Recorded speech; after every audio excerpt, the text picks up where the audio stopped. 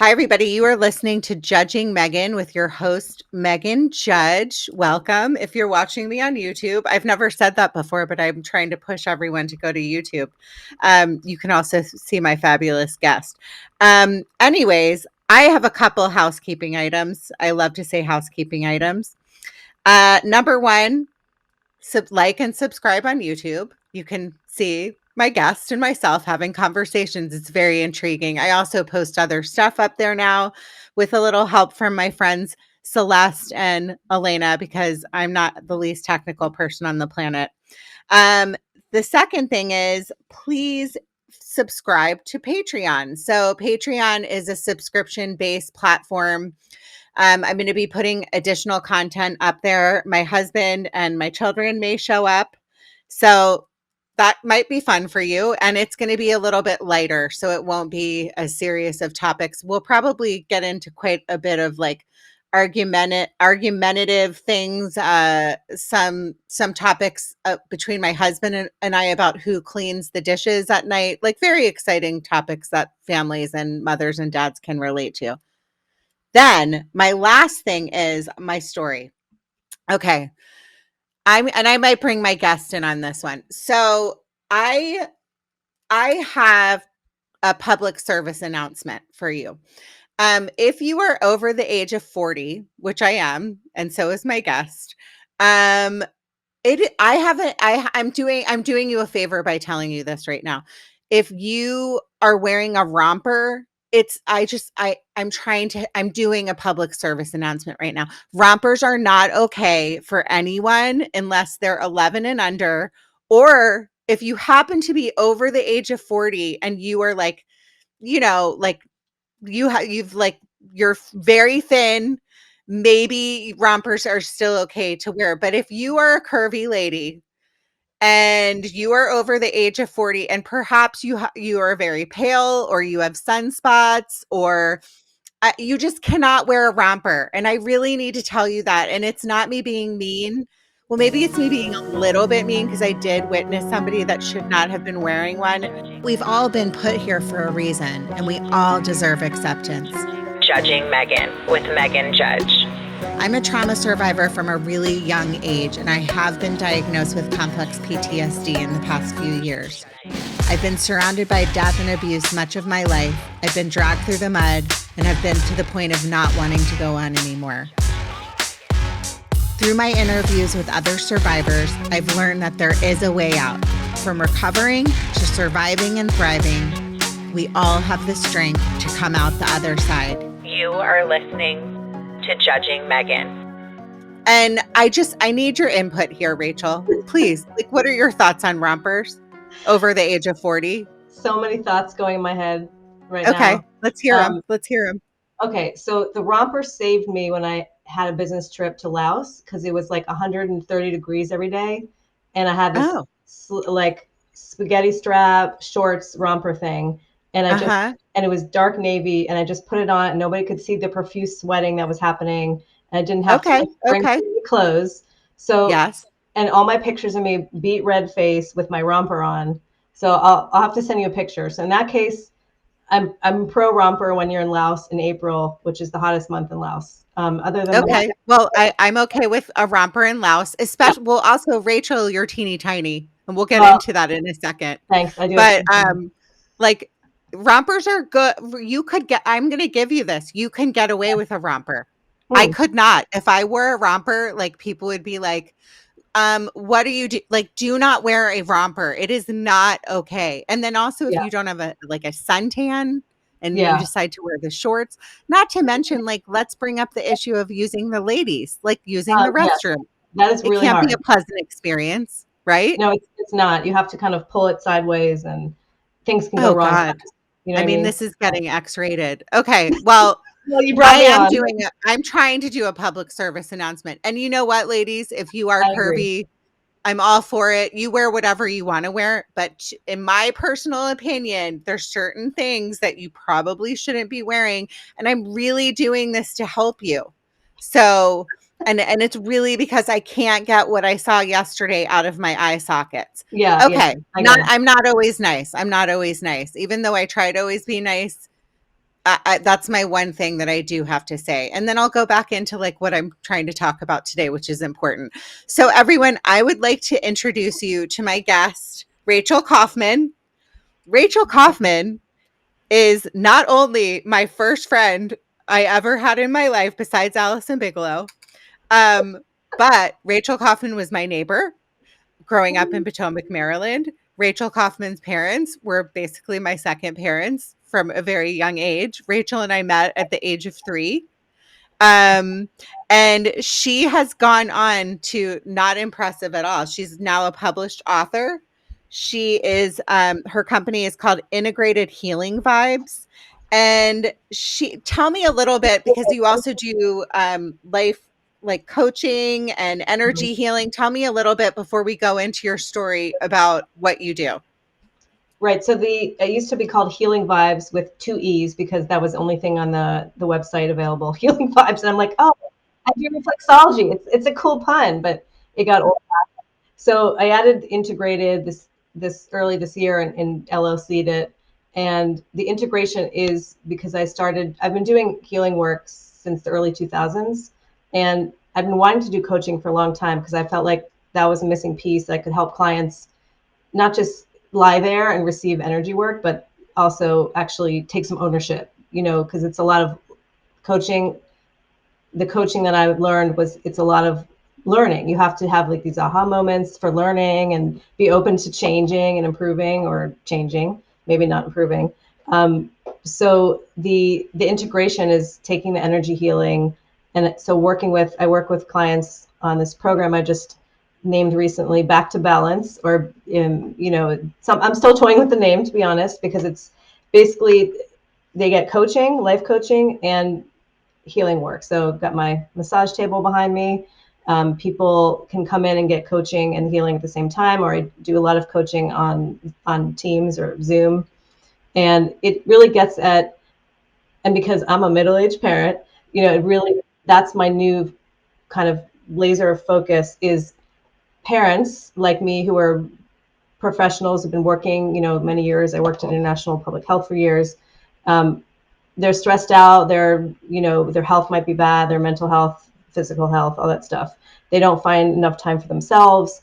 And so, first of all, they need to understand that self-care is important, right? So that integration of having them have these learning moments with the coaching, and then also I'm tapping into their energy system and seeing what literally is going on with their, the chakras, their energy. No, I believe in all of that, Rachel. I don't know if you know this, but I did Reiki and I haven't been doing it lately, but I'm a huge believer in it. Yay. And I got all my crystals and gadget. I call them my gadgets, my crystals and oils. So I can't live without these either. I'm always like, when I work on a client or myself, or my family when they're lucky, I put crystals on people. I'm putting oils everywhere. I'm spraying things. I'm Can burning you color. do your work? Can you do your work like you said over Zoom? You can do Coaching, you can, yeah. coaching. Okay, because I'm like, how would you get the crystal energy through the Zoom screen? Actually, Um, I can. you can interesting. Yeah, Okay, let's just talk about one thing really quickly, and then we'll go back to this at the end. yeah. If our 3-year-old selves sitting on Weatherwood Court, which was shout out Potomac, Maryland, like where we grew up, Shout out to loved the it. cul-de-sac. The best cul-de-sac ever. If we could see ourselves now, like when we were little kids, I'm like, hello, I'm a podcaster and I'm a healer. Like, first of all, both of us would be like, what is that? Because when we Of were course. What kids, are you talking none of about? this existed. Yeah. So it's like I hate to say the word hoot, but it is a hoot. It's a hoot that we're together. I know. I'm so glad to I be love here. it. I love every second of it. So and I love your parents. So shout out Robbie and Diane. Um, but I do want to go into why you came on. So we've been like kind of like in touch over the years, like on and off. And then I saw that you had been published in this book called Her Badass Story. I'm holding this up for my YouTube subscribers. You can get this on Amazon. Is it her? Is it her badass story too? So there's a There's a first number one. one. Yeah, there's a number one, and because my friend and I, who are my friend Raven Rhonda, who's also in it, we both love purple.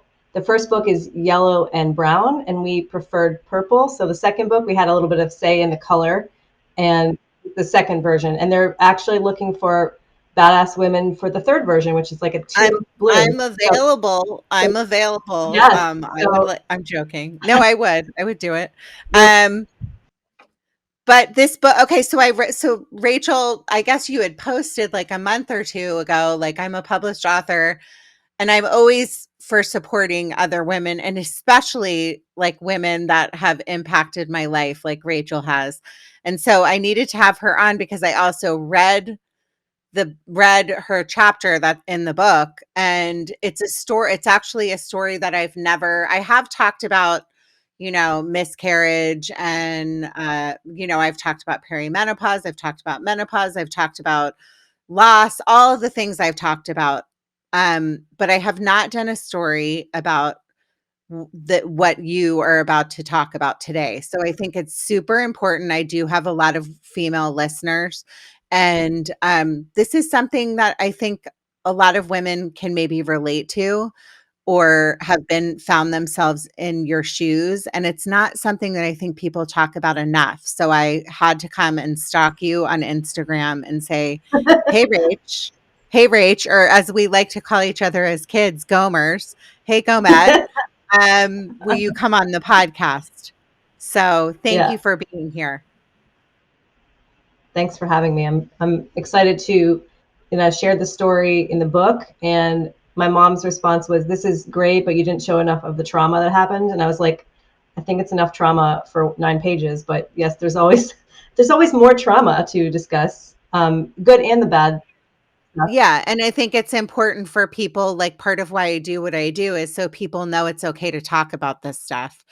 And it's okay to get upset, and, this is sadly, there are really hard things in life, and this happens to be one of them for you, and it was life-changing. So let's talk about your story and, like, kind of what happened, and we'll just start with, like, your pregnancy. Was it normal? We'll go from there. Yeah, my pregnancy was normal.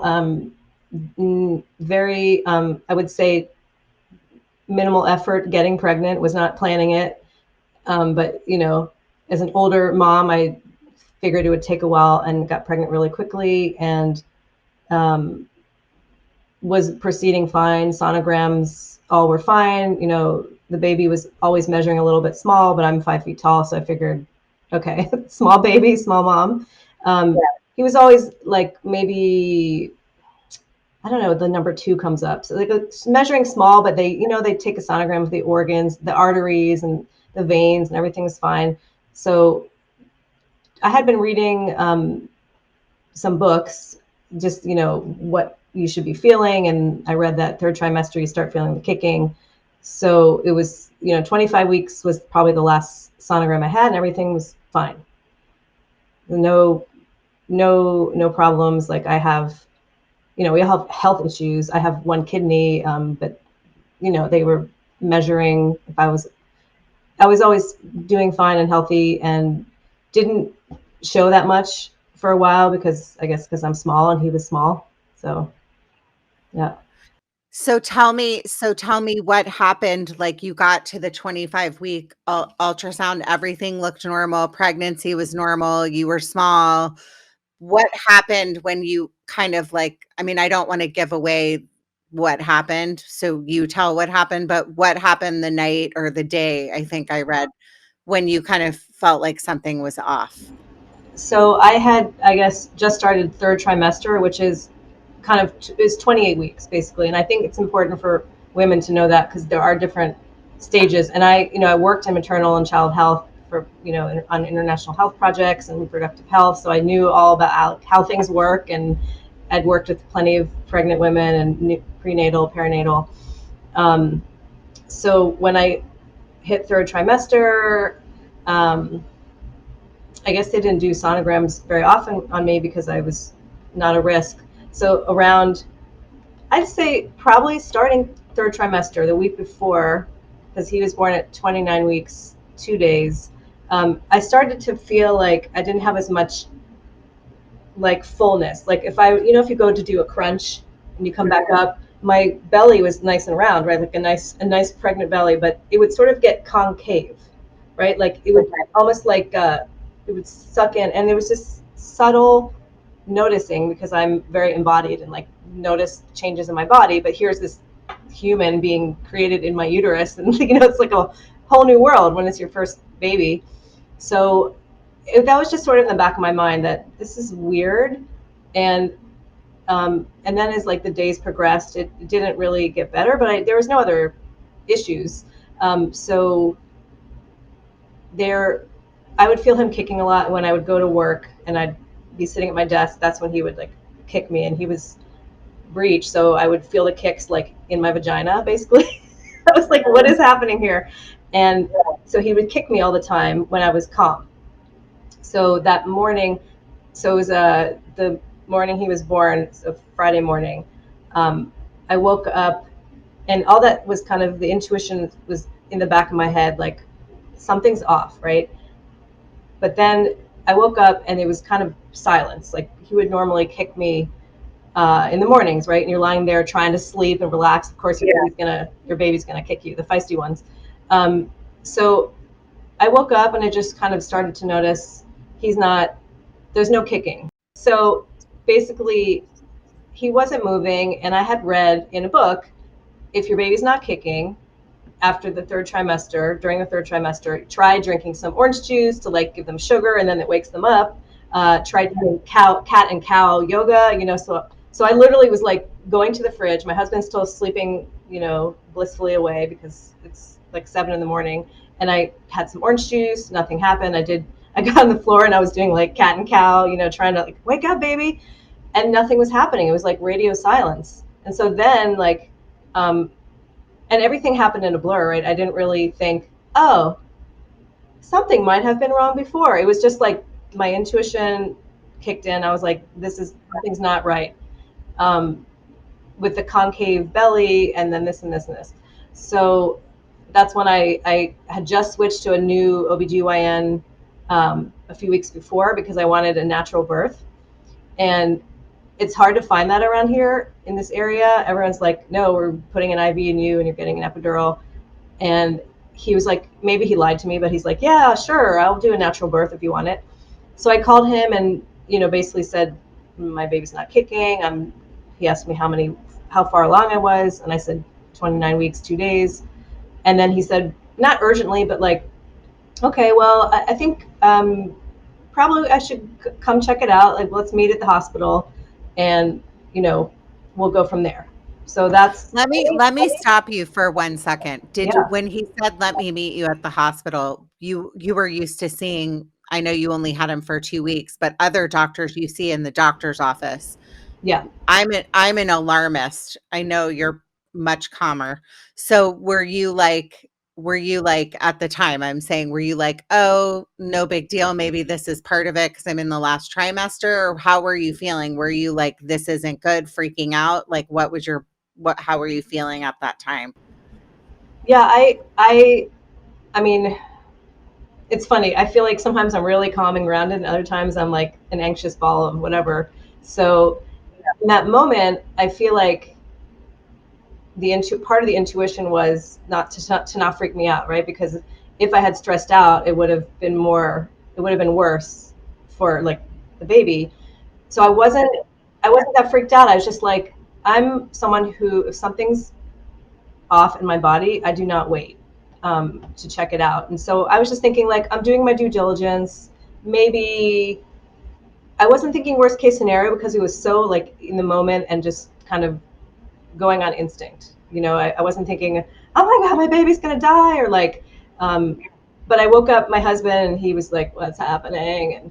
And I said, well, we need to get to the hospital now, but let's just drive. Let's not get speeding tickets. So it's an interesting question because I think I was, in hindsight, calmer than I should have been. But, like, what do you know? I mean, I'd Well, rather go to the it's hospital first than baby. yeah. It's first baby, and if you haven't had, like, I think people take for granted, unless they've been through some kind of like trauma, whether it be like miscarriage or some kind of loss. I think many women don't, they're like, well, you're just pregnant and then you just go to the hospital and have a baby. So that's a total normal reaction because you don't know what you hadn't been through it before, is my point. Right. And I didn't know enough to panic, but it was, I knew it wasn't normal. But I think my the background thought running in my head was like, this will be fine. He's Yeah. like, this will be fine. Yeah. We're going to go to the hospital. He's probably fine. I know, like, my intuition when I first got pregnant and my doctor was like, oh my God, you got pregnant too fast. You might have a miscarriage. And he was freaking me out. That's a whole other story. But, I knew, like, intuitively that the fetus, the baby, whatever, was still there. And this time I was just trusting my instincts. Like, I know he's okay. Like, he was okay at that moment, So that's just what I went with. Like, it's all okay. We're going to get checked out. Um, and and then we just rolled up to the hospital. It was like a beautiful day, and okay, let's just stroll into the hospital. Yeah. and, Yeah. Yeah. and the lady Yeah. in the intake was like, that's such a nice baby bump or whatever. Like, I had this cute little maternity sweatshirt on, and she was like complimenting my baby bump, which is really weird, but that was like the last normal kind of conversation I had for many months. Okay. So tell me then what happened. And by the way, it is not, I mean, being pregnant is such a, it's a very scary thing. I mean, looking back on it, because I had some issues before I had Sophie, like, and I don't really talk about it on the podcast, but um, I went through some stuff, put it that way, and so I was like so paranoid both pregnancies, like I was a wreck. So, but I do remember in my last pregnancy being like, when people would be like, "Oh, your baby," and I would like hold my stomach, like it's such a special time that you're never gonna have back again. So it's nice to have that memory of somebody saying, like, look at how cute you are and your like little belly. Yeah, And then yeah, then exactly. you go into the hospital and that's where it really begins. So like let's talk about what happened. Yeah, so I went, basically they brought me up to I guess the maternity ward, the birthing ward, and they they said, all right, we're going to start taking the heartbeat. We're going to start measuring the heartbeat of the baby. And the whole thing was like a black comedy, because I'm standing there, like, maybe my baby's dying, maybe not, and there was no room available. And then I'm standing there, and then it felt like forever, but it was probably 10 minutes. I don't know. And then they had to like wheel in those, the beds where they wheel you into the OR and they wheel you. So they had to like wheel one into another room. And I'm just like standing there. And I'm not in a wheelchair. I'm just waiting for Godot basically. And they finally put me on the bed and they put this strap around me and they started to measure the heartbeat. And they were like, okay, the nurse was clearly not finding it or finding what she wanted, and she's like, can you move a little bit? And so I'm moving around and I've got this this elastic or velcro strap with like a monitor around your your Belly. belly.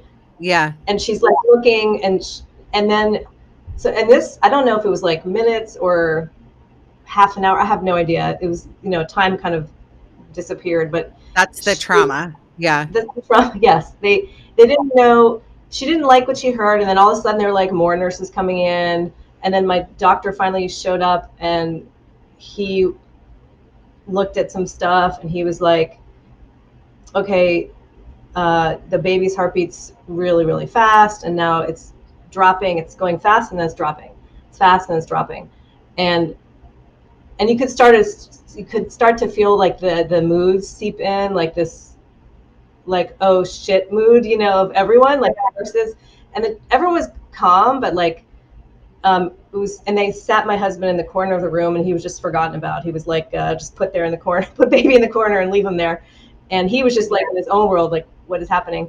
And so then, however amount of time, right, because the trauma erased all that, the doctor came over and told us, your baby's in distress, and it's not looking great. I think we need to get him out now. And I know that, like, I have a lot more time, for he has to cook a lot longer. And so then, like, what the F, starts that, then that starts to, the disbelief started to creep, to, like, came in really fast. Like, are you kidding me? This is my life right now. Like, I said something like, he's not ready yet. And I, of course, tried to fight it because I'm feisty. And then I basically told the doctor I want a second opinion, and he was nice enough. He took the EKG and he faxed it. Gotta love low technology. He faxed it to a guy who apparently is like a specialist with these issues. And he was on the phone with him. And I appreciate that and I probably delayed the whole thing like 20 minutes because I said, I want a second opinion. Like, you're not going to cut my baby out without giving me a second opinion. Like, is this really necessary? And I think that that's an informed thing to do, and Yeah. also just the piece of it of being afraid of, like, this is like your baby is not done cooking. That's totally normal. I think most Yeah. people would react that way. Yeah. Yeah. And he got the second opinion. He came in and he was like holding this long, EKG thing. And he's looking at it and he's like, yeah, I talked to the guy and he says, your baby needs to come now. He's in distress. And I don't know if he said something like, he's going to die if you don't take him out now. But that was basically the gist of it, was like, he coming out now.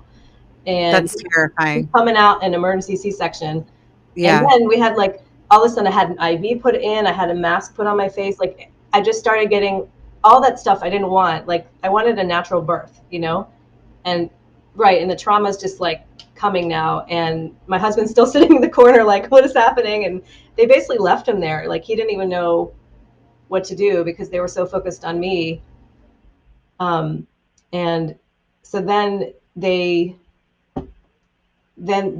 I said, okay, we said, okay, fine. And of course the OR was like not available. I'm like, what has happened? Apparently there were a lot of births that day. And I guess March is a popular time to be born, apparently. And Mm, um, and I know where it happened. like my entire, yeah, Yeah. yeah, yeah. My That's a separate story that I separate won't. story, yes. Yeah. The hospital. And Yeah. like, well, half my family's born in March. So then they wheel me down. This is where I try to, my main messages from my story in the book are like using humor and intuition. They're both really important to me. And I used both that day. So the intuition to like come in, the intuition. And then when they're wheeling me down to the OR, all of a sudden this emergency like light goes on and there's beeping and the hallway's flashing red, like, rah, rah, rah. And I'm going, what the hell? This is hilariously horrible. And I probably joked like, oh, the lights weren't for me. It was just some totally random moment. And I mean, everything's so chaotic, but also just this total black comedy. I'm being wheeled down to like have my baby ripped out of me who's dying. And there's just emergency lights going off. And I almost like started laughing because it was so ridiculous. You're So like, "This can't be happening." It's like out of a movie. it was Yeah. like slow Well, motion. just so you know, I mean, you've known me my whole life pretty much. I'm the same way. I mean, if you can't see humor in I mean, I see humor in things every day. I mean, look at the podcast. You have to be able to see humor, and out of humor comes strength, I believe. So the humor is an asset to the trauma. I mean, and then thinking of your poor husband, sitting in the corner, like, not getting answers, is like he has his own separate trauma on that and must have been terrified. And so you're being wheeled to the room, the alarm's going off. Then what happened? So again, like my mini trauma of I wanted a natural birth. I did hypnobirthing, and and of course they're like, okay, sit up, and we're going to give you an epidural, and my whole being screaming like, this But what can you do? You got to like, I don't want to feel the pain when they cut me open. So, and this is kind of funny, part of the Black humor is, had been belly dancing a lot for probably about 10 years before this. And I said, they started shaving me in prep for the surgery, I think in the room. And they were, and I said to them, don't, something like, oh, you don't have to, they're going to have to cut really low because I'm still going to need to wear my belly dance outfits and not have my scar show. And They were which like, I'm laughing. "No, honey." Yeah. No, I'm laughing because like, I've literally hardly belly danced since he was born. And that's not his fault, but like, I'm laughing at how like, that was important to me at the time is don't make my scar too high so that you can't see it in my belly dance outfit. Um, But so that's totally normal because that's like how our brains are able to like deal with process. like our brains literally can't process like something like that. No, They just can't. I was just It's like going kind of into using fight it or as flight. humor. Yeah, Yeah, and I it's was, going it into was like, fight or flight. Yeah. yeah, it was like, again, the whole thing was like a Black comedy, nightmare scenario.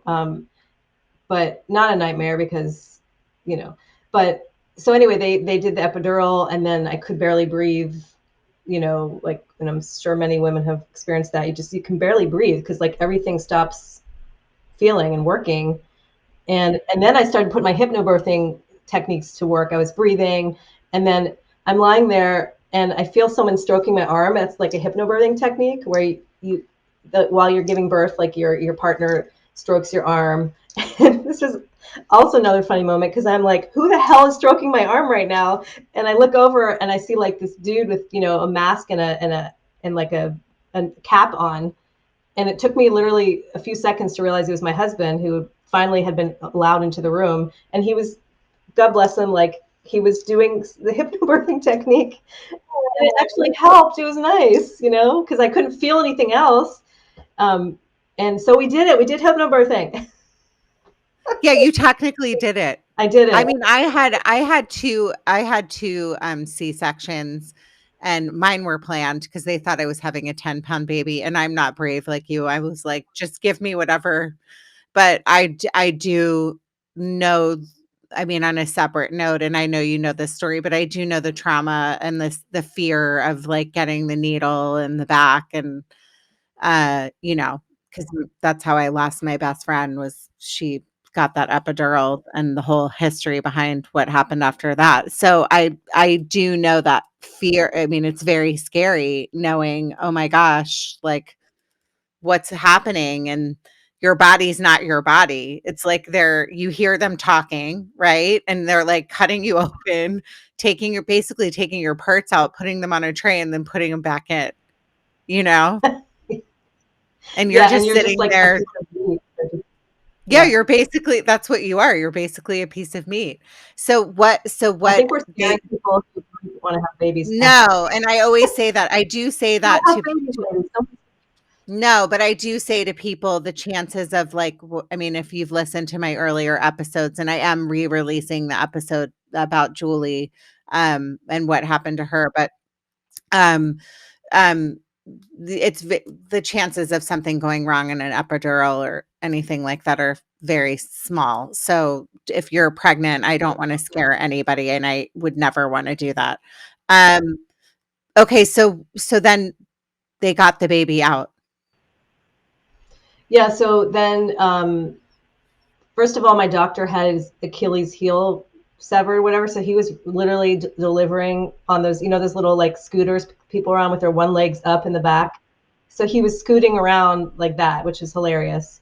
Um, and then his phone rang, and his phone ring was that song about back December, back in '63, dun dun dun. No, Yeah, what a no. night. Yes, so that went off, and I'm lying there with this, the curtains here, and I'm Oh like, my gosh, this is a black comedy.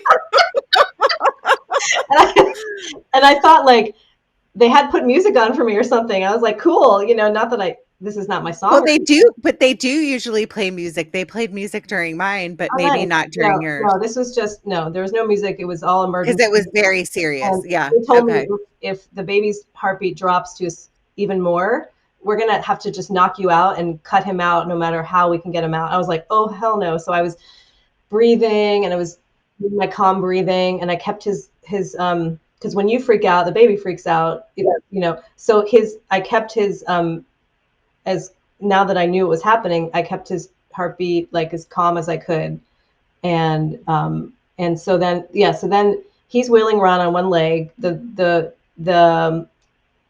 His phone goes off like that, and if somebody was calling him, it was just his ringtone, and we kind of started laughing, and then I could feel like tugging, right? So they took him out, and it was just silence. There was no noise.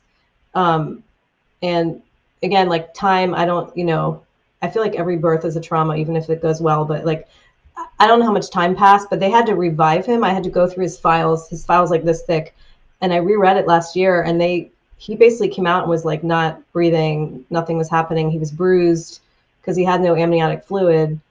He was getting, like, I call it saran wrapped. He was getting shrink wrapped. He was getting shrink wrapped. And he was butt up. He had no butt, but when they took him out, his feet were down. His butt was facing the doctor, completely like the most backwards he could be.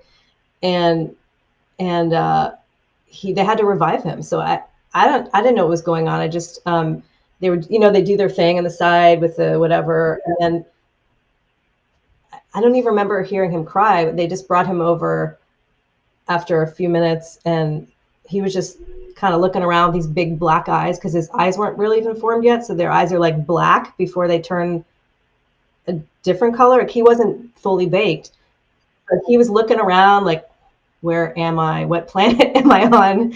And then they whisked him away, and then I didn't see him for another hour and a half because they were prepping him for the NICU, because the hospital where he was born only took babies 32 weeks and older, and so he had to be transferred to another hospital.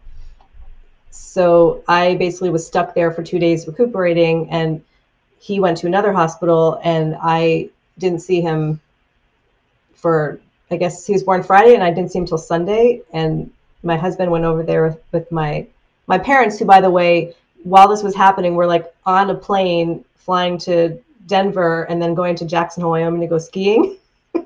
And Daniel, my husband, called them and was just really, freaking out. And, they didn't understand what he was saying. And because he said that the baby's not doing well, and they thought that their dog wasn't doing well. They were very confused. And basically they were like, should we fly back or not? And he's like, yes, fly back. So as soon as they landed, they got that message, and then they flew back.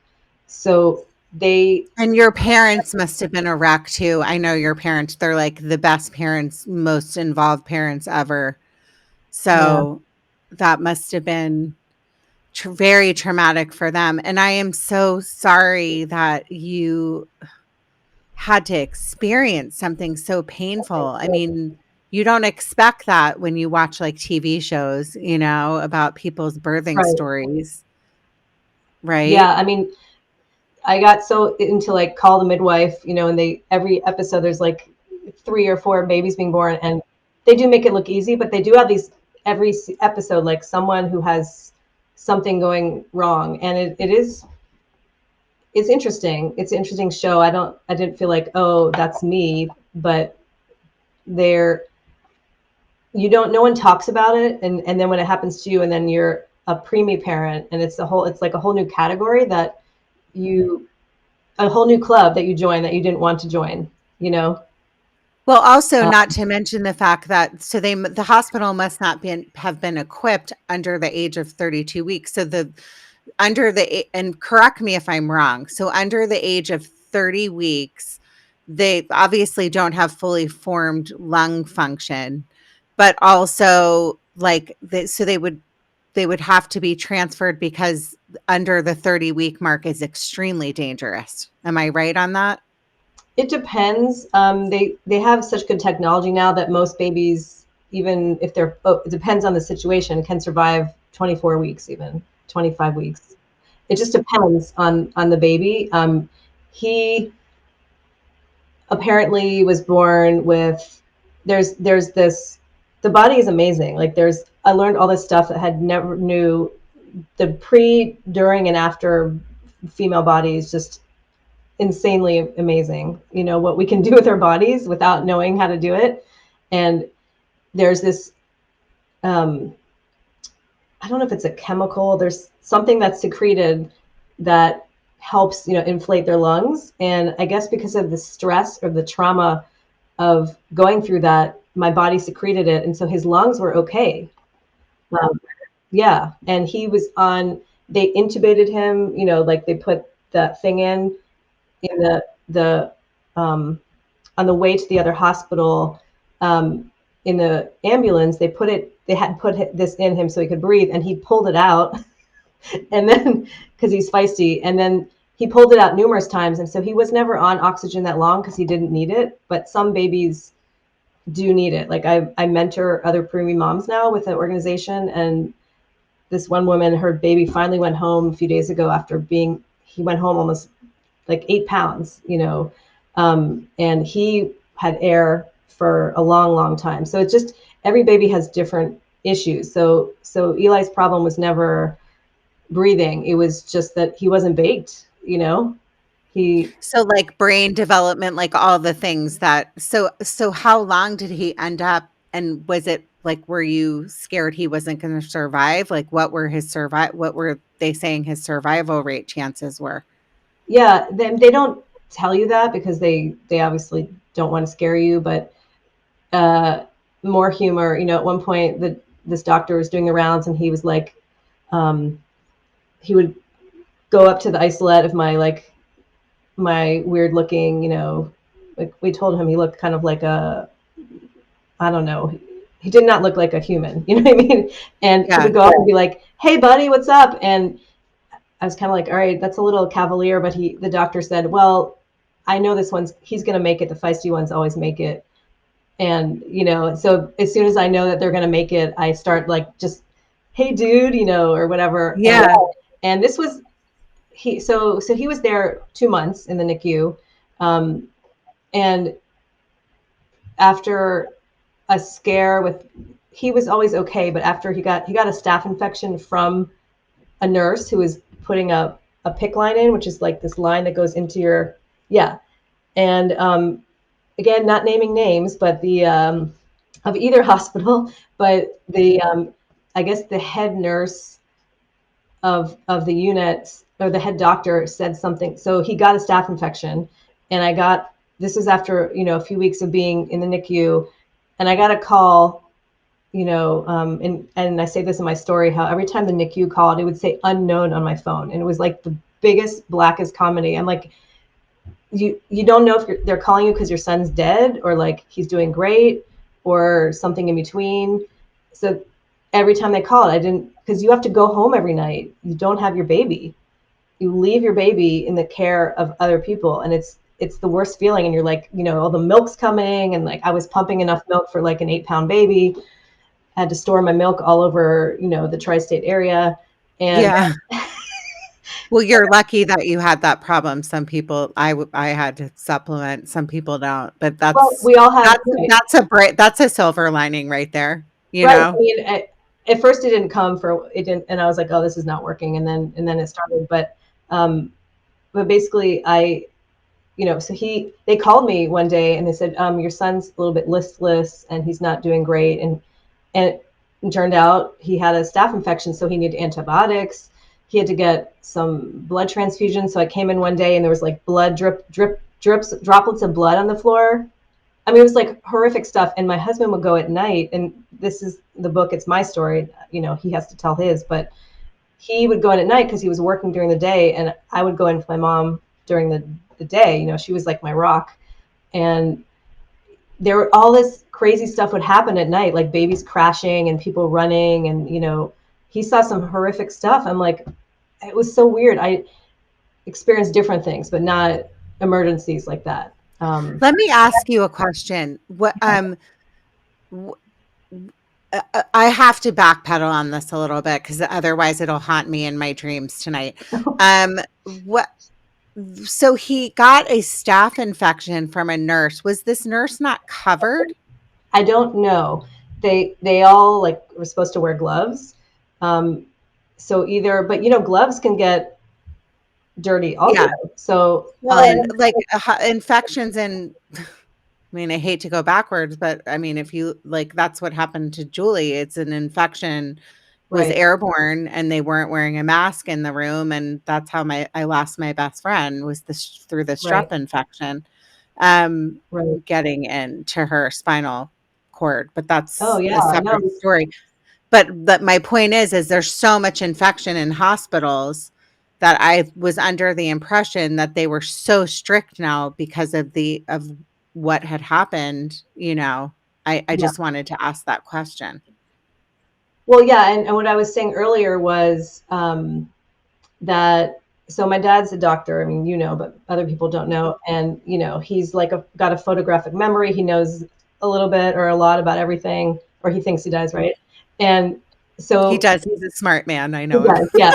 So he was in the NICU. This was, almost my son's 12 in March, so like before COVID, right? So they don't even let parents in anymore to the NICU. I mean, grandparents. So he came in when he could, and at one point after the staph infection cleared up, um, I guess the head doctor chose some wrong words to say to my dad, because you don't say this to my dad. She said jokingly, "Oh, we never get staph infections here. Your son ruined our perfect record."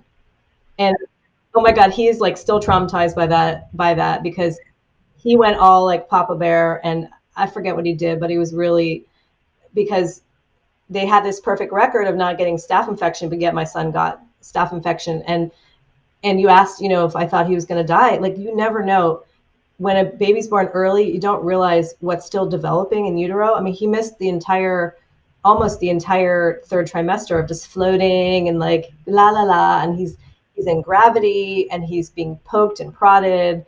So, um, you know, he you have to pass these series of tests. Like, the eyes are developing, they test your eyes. You have to the brain, they scan the brain. Almost every baby, if you scan their brain when they're really really young, has brain bleeds, and this is normal. Like, there's just stuff's happening and they have brain bleeds, but you don't know this till you have a preemie. And there's type 1, there's level 1, there's level 2, level 3. If it gets really bad and they have a brain bleed, the brain's not going to develop around wherever that bleed is, right? There won't be gray matter, and then they will have mental ability issues when they're older. So a lot can go wrong. Stevie Wonder is blind because he was a preemie. He had ROP. It's too much oxygen to the eyes, which they didn't know about back then. But I learned that, in the course of dealing with that, is like, oh, Stevie Wonder's blind because he was a preemie and he had so that could have happened. The brain bleed could have gotten worse. He could have had the staph. It's just like it's like baby turtles, coming out of the sea, and a lot of them don't make it. And just like, and you just don't know. And that was the fear, the unknown, this horrible comedy of like the unknown calling me. And normally it's just a nurse to be like, oh, hey, I just worked with your son tonight and blah, blah, blah. Or can you come reminding you to take the CPR class, because you have to take, baby CPR before you can go. So it's just this whole world that nobody wants to be in that world. You didn't expect to be in. And then not only that, but you're Mhm. going through as a mother and a new mother the hormones changing, and Yeah. like what about, like, not to mention the depression that you would be feeling because you were robbed of, like, Yes. Yeah. so much of like the journey of becoming a new mother, which is like the nursing for the first time, Totally. or Yeah. skin to skin, or all of those things that, most mothers are given that opportunity. There's a very high number of women in this country that have preemies, Yeah. but that is a significant amount of trauma for a new Yeah. mother to have to go through. There's a lot of, and as you know, a lot of us get PTSD and don't realize we have it. But when we realized, we realized we had it when we got home, and there's all the, in the NICU, there's like beeps and bloops, and all the machines are beeping all the time. And so I don't know if I had it, but my husband when he would hear like a microwave beep for years, would just be traumatized by the beeps and stuff. And Eli ended up going home before his due date, but he came home with like monitors. So he had these things all over his skin. And if he was breathing too shallow or there was heartbeat issues, the machine would beep and more beeping. It was just like total. I can't imagine a preemie parent who doesn't get PTSD from that.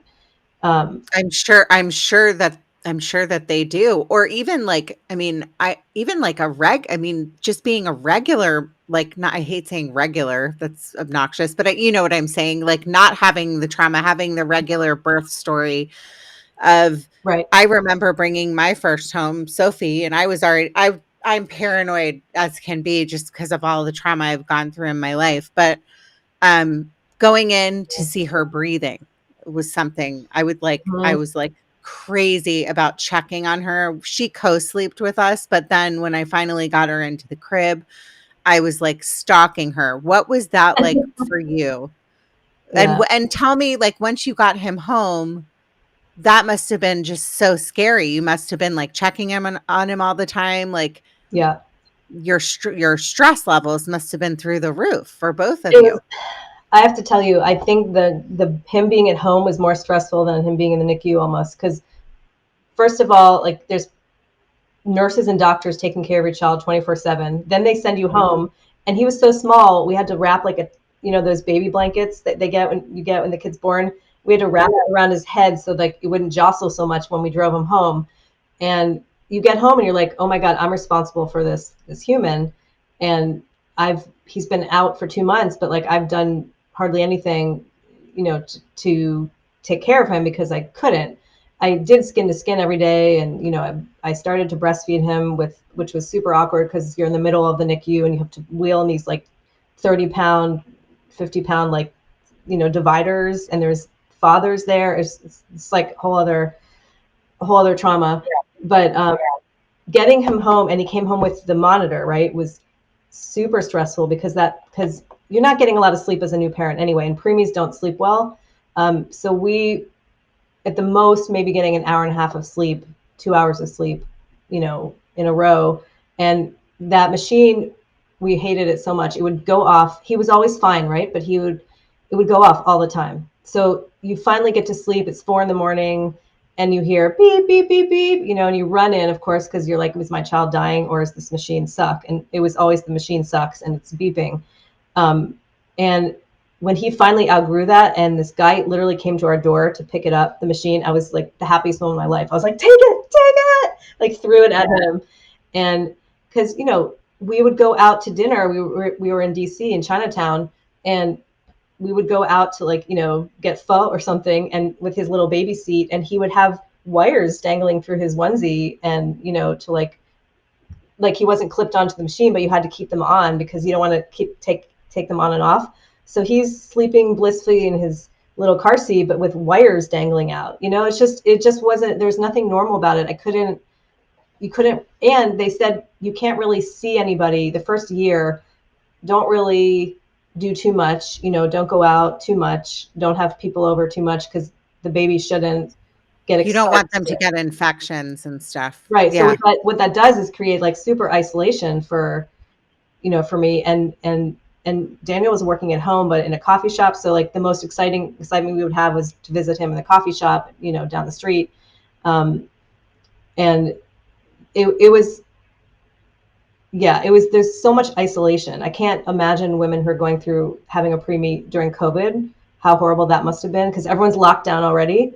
Or maybe it's better and everyone's locked down like with you. I don't know. But there's so much trauma behind all of it, and that's part of why, I'm gonna hold up the book again for my YouTube people. Her badass story too. Thank you. Um, I think that there's so much in this that people just don't talk about, right? It's like, Hmm. well, now you have a baby, and now he's a young Happily ever boy. after. I'm sorry? Happily ever after. Yeah. Happily ever after, but then you don't get to the root of like, you know, well, everything's fine now because he went home from the hospital, and then you just pick yourself up and you have a baby with wires and all this stuff. But it really makes an impact on you for the rest of your life. Yeah. So tell me for the sake of time, like, how is he doing today? Like, does he like, did he develop like any, are you comfortable talking about this? Number one, like any kind of like long-term effects? Like, tell me a little bit about that if you're comfortable. And if you're not, tell me to shut up and go away. No, it's fine. I mean, we're very lucky that everything turned out fine. So the issues he's having now, either he blames it on being a preemie or we do. So it's kind of more just like funny now. Like he has chronic constipation, which creates all these issues. And there are things from, from being a preemie that do happen down the road, can create issues. But in general, like he has my dad's brain. So if that tells you anything, he's super smart, super fast, and started reading when he was 3. So like his brain's good.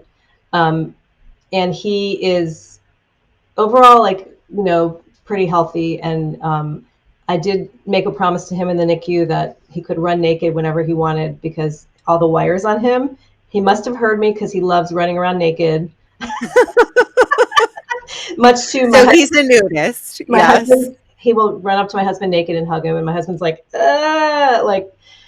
why is this? Yeah. So that is kind of something funny that came out of it. But he's doing great. He's we've already made him a world traveler, and he's learned to like sort of pack up quickly, throw his backpack on, and he's got his little situation in airplanes, with his iPad, and so he's doing great. I mean, just a side note that part of the trauma that came on to me in the NICU was that a friend from high school ended up there 2 weeks after me with her son, and I saw her being wheeled in, and her son was never doing great, and ended up passing away 2 days after Eli left the NICU. So that, I was thinking about this earlier today.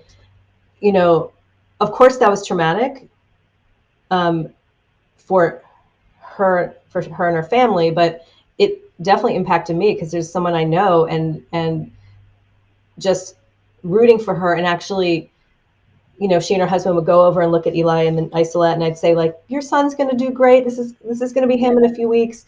Always like, so I had to sort of, I felt like I needed to cheerlead her on, and she didn't ask me to, but there was another level of the sadness and stuff, because my son was doing great, and her son was Well, never doing well. it's like, it sounds like you had like survivor's guilt, Yes, a little bit. So Yeah. that, because I've met preemie parents who, I met this woman at a conference once. I was talking about like Reiki and preemies. They have a lot of conferences, and this woman literally had 3 preemies, three babies in the NICU, and she's like, I loved it. The experience was great. I made friends, and it was so fun. And I was like, what effing planet are you from? Like, it was the worst experience. I never want to go there again. And then people are like, oh, why don't you have another baby? And I'm like, do you have an hour or two? Because there's many reasons, mainly being I would be a high risk pregnancy the next time. And my son still bugs me to have a sibling. I'm like, dude, you just need Like to the stop. ship has sailed. Yeah. The ship But factory is closing. yeah. Yeah. But the thing is I mean, everything you're saying is like, I think what you're doing and like volunteering and like turning your life around. I mean, I've known you, you've always been a very special soul because I've known you my whole life pretty much. And we go through I know. periods where we won't chat or like whatever, but you came out this very special person, like a special Oh, person. And thank you. like this makes me cry. I cry every episode, ladies and gentlemen, I knew I have and tissues everyone. nearby. You're gonna make me Um, cry. but just know that I hate saying everything, but I do believe that everything happens for a reason. And I know that people get mad when people say that, because Yeah. I can say that because I have enough wounds and stuff that I've been through that I know it happened for a reason. Otherwise, it Yeah. doesn't make sense. Like, why would what have happened to you have happened? And Hmm. so what you're doing now is turning your life towards helping Yeah. other women and people that have experienced the trauma of having a premature baby. And I am so like proud. I'm freaking proud of you. I'm proud of Thank you. you. And I can say that because I've known you so long. Um, Rach, I Not love proud. you. I wish like I could go on for another hour. I am so happy that, and also I want to say one other thing. It's not okay to ask somebody why they don't have more than one kid. I know. That's a whole nother I know. episode. People are just dumb sometimes. Well, I think that people just don't like people just like don't mean it, I guess, or they don't understand, or it's like one of those things like where you don't say to somebody, "Are you pregnant?" You know, Right. if they have a stomach, and I've done that before and now I'll never do it again. Exactly. Um, but I'm just really proud of you, Rachel, and I know that whoever hears this episode, they might have a sister or they might know somebody that's gone through this. Mhm. And your story and what and your this book is it's to help other women, and it's to help Yeah. other women talk about their pain. And the more that we talk about our trauma, because this is real trauma, Yeah. the more we help one soul that's out there that Yeah. could be sitting in a room by themselves, you know, because they just had a baby and they're worried that baby might die. And you Yeah. just help that one person. So And I'm always remember that. and I'm always there for them. Like as you know, if they need coaching, they need healing work, they need just someone to talk to with the mentoring. I want to be there for people. You know, if it's just one person, five people, 1,000. You know, I don't want people to feel they're alone, and I want people to trust their intuition, because the last thing I'll say is like the nurses when he was being born, when he was, you know, before he was born, were crying. Actually, after he was born, they were crying and they said, "You saved your baby." Like, we just had a stillbirth a few days ago. The mom didn't come in, the baby died, and the nurses were crying. They said, you saved your baby." So if I could just spread that word that, like, pay attention to your body and your intuition, you might, you know, if it comes up for somebody, then they'll know next, you know, and they'll be one less. And it's so true. I mean, we as women, we are gifted. That's a gift. And some people have it stronger than others and can tap into it. But if you have a bad vibe or a bad feeling about something or something's not right, especially when you're pregnant, you need to listen to that. Um, well, I in closing, this is selfishly a very special episode to me. And you know, looking back on your life and knowing like we've been in known each other so long, and I'm sad to know that you have had to go through that trauma, but I'm so proud of you with what you've done with that trauma.